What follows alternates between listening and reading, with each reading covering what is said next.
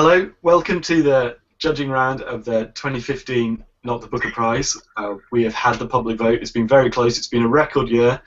Awful lot of votes have come in, and Fishnet by Kirsten Innes has just come out at the top, and we're going to see what our judges say, how things are going to shape up.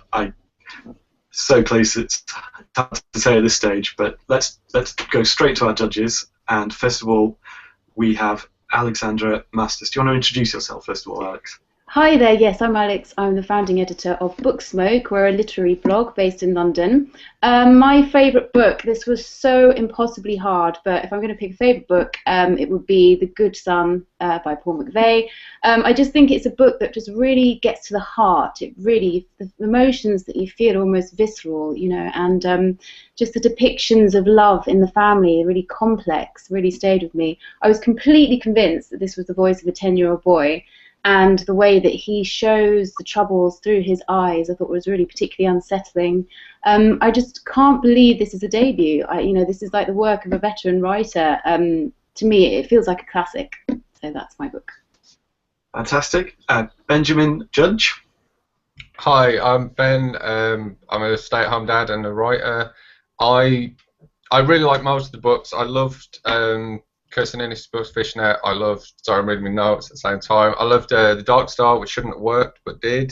And I love Tasha Kavanagh's book as well. But the book I'm picking is Shame by Melanie Finn, because I just think especially the first 180 pages of it was so powerful. They were brutal and haunting, and there were scenes in it that just stay in the memory, especially the birth scene in particular, which was just incredible, and only 4 pages long. She did so much with so little space there. I just thought it was absolutely brilliant, so that's what I'm voting for. And Lorraine Berry.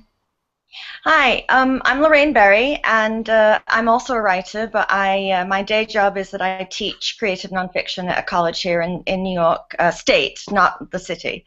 And I also really loved Shame, and also really loved The Good Son, but I think my favorite of the books, I'm going to go with Fishnet by Kirsten Innes. And I think the thing for me is that I was involved in it right from the start and was immersed in the story, but what's been amazing for me is that even weeks later, the book is always on my mind. Every time I read now anything about sex workers, that book comes to my mind. It's changed so much of the way I think about women who work, women and men, I assume, that work in the sex industry. But it's not just a book of ideas. It's also got these engaging characters.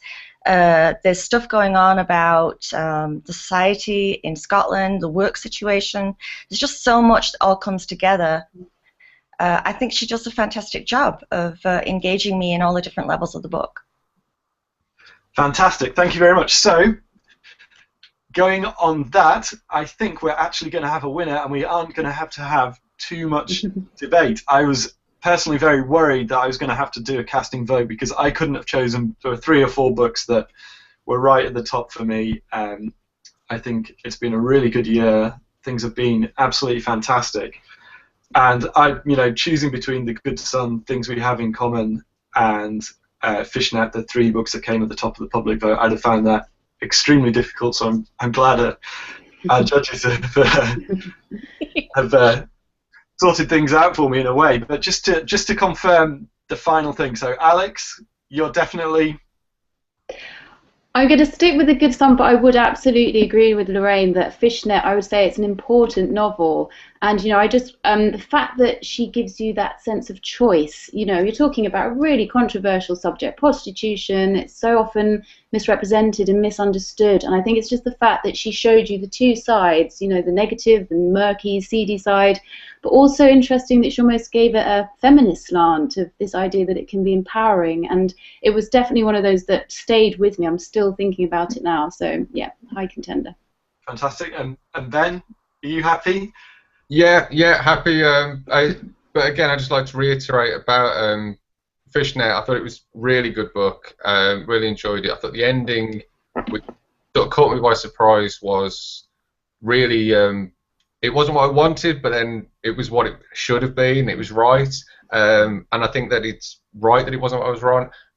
Right that it wasn't what I wanted, if you see what I mean. And I also would say that if anyone gets a chance to see Kirsten Ennis read from the book, she's a very good reader live as well. Yeah. Right. And presumably you're happy? Yeah, I'd love to get her to the States to do a reading. Unfortunately, the book is hard to get here in the States. I'm hoping that perhaps this will change minds. But yeah, definitely love Fishnet. I'm happy that it looks like it's going to be the winner. But I do want to give props to the other writers. It was not an easy decision. Great. And I think that's a really good thing, that I think this, as everyone said, Fishnet has the potential to be an important book, and if only it has enough readers, and hopefully the fact that it is now officially won, I think you could say that, will set it on its course, and that's fantastic news. So thank you very much, everyone. All right. And I'm very happy that we have a very worthy winner of this year's prize. Thank you. Thank you.